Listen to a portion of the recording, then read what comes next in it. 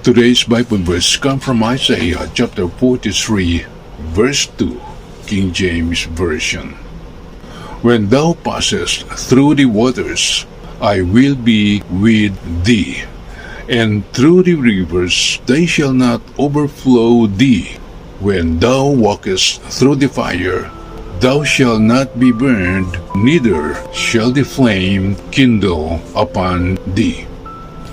Isaiah 43:2 is a promise from God that He will be with you during difficult times, like passing through deep waters or fire, and will ensure you are not overcome or destroyed by them.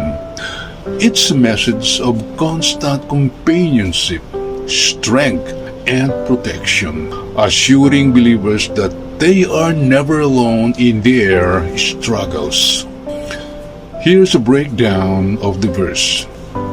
Number 1. God's presence. The verse is a promise that God walks with you through trials, not a guarantee that trials will be absent. Number 2. Symbolism of trials. Waters and rivers symbolize overwhelming or chaotic situations, while fire represents intense hardship or purification. Number 3. Promise of protection. The promise is that these trials will not be the end.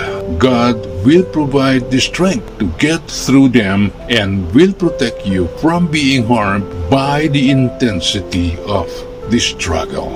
And number 4, historical example.